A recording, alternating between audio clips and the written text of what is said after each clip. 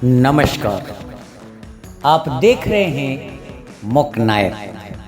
मैं हूं आपका दोस्त रामलाल यादव। आइए बताते हैं मदन लाल सिंगाड़िया, मुक नायक ब्यूरो चीफ उदयपुर की खास रिपोर्ट। दुनिया भर के मजदूरों एक हो जाओ, ये सिर्फ नारा नहीं, ये उस दर्द की आवाज़ है जो हर उस हाथ से निकल रही है जो मेहनत करता है लेकिन हक से वंचित है। राजस्थान के उदयपुर में मजदूर दिवस यानी 1 मई के मौके पर जिला कलेक्ट्रेट के बाहर सैकड़ों मजदूरों का जनसैलाब उमड़ा। महिलाएं, पुरुष और विभिन्न सामाजिक श्रमिक संगठनों के पदाधिकारी सब एक मंच पर एक ही मांग के साथ हमें हमारा हक चाहिए।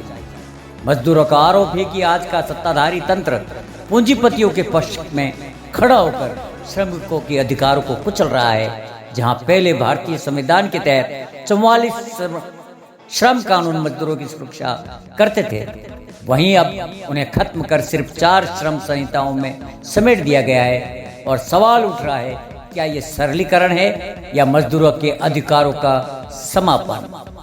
इस आम सभा में देश के कई प्रमुख श्रमिक नेता और सामाजिक कार्यकर्ताओं ने अपनी आवाज बुलंद की।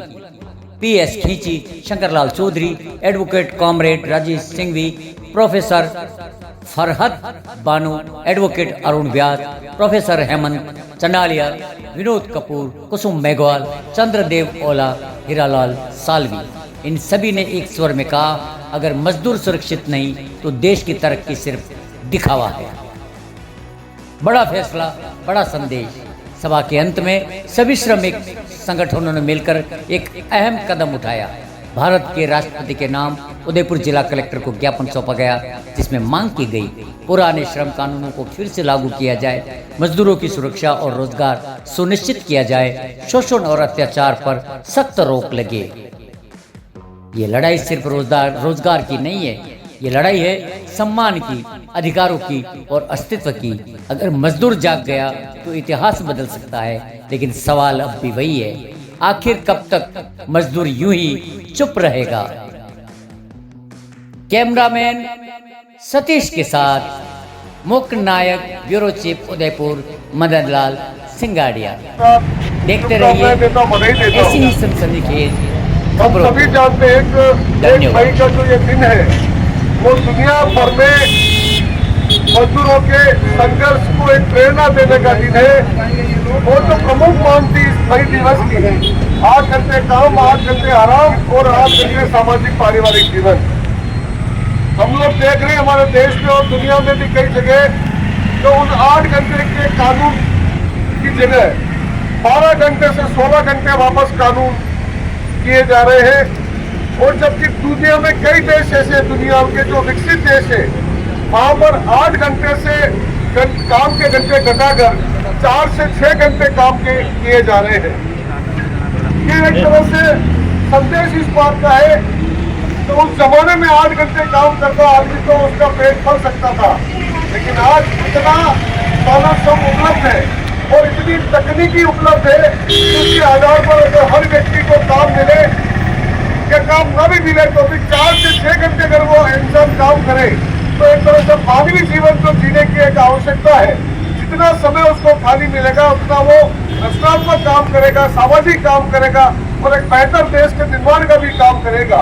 लेकिन आज हमारे देश में इस तरह के हालात कर दिए और खासकर जो 4 नए श्रम कोड लागू हुए उसको देखकर तो लगता है कि हमारे देश में मजदूरों को वापस कानूनी रूप से भी गुलाम बनाने का एक तरह से नया एजेंडा इस देश में लागू हो गया है।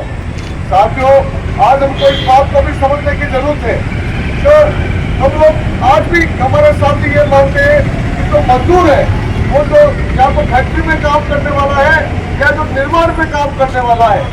लेकिन इस देश में और दुनिया में भी हम लोग बात करें तो 100 में से 99% लोग हैं या 95% से 99% लोग हैं वो श्रमिक की परिभाषा में आते हैं। मजदूर वो है, श्रमिक वो है जो अपने श्रम को बेचता है।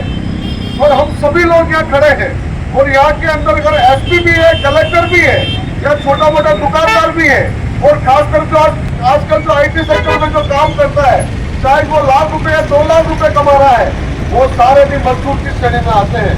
और इसीलिए कार्ल मार्क्स ने कहा है तो दुनिया भर के मेहनत कशो एक हो जाओ, तुम्हारे पास होने के लिए गुलामी की जंजीरों के सिवा कुछ भी नहीं है और पाने के लिए सारी दुनिया की दौलत है। इसलिए आज का ये दिन ये संदेश भी देता है कि दुनिया में जो आज त्राही मची है, लूट मची है, उसके निकलने का जो रास्ता है, उसके समाधान का जो रास्ता है, वो पूंजीवाद में नहीं होकर एक समाजवादी समाज व्यवस्था में वो रास्ता है। वो संदेश भी लाल झंडे में 1 मई के जो 1886 में जो शिकागो में जो संघर्ष हुआ था उसका परिणाम है। और आज मैं ये बताना भी चाहता हूँ साथियों को कि ये जो आने वाले दिनों में जो मुझे लगता है इस तरह के संघर्ष भी हमारे देश में आएंगे कि जो लूट मची है, कई लोग हमारे साथी भी निराश हो जाते हैं। जैसे आज हम लोग ये कह सकते हैं कि जो 1 मई दिवस का जो हमेशा एक हमारा परंपरा रही है, उदयपुर में जुलूस निकाल के हम लोग यहाँ पर आते हैं।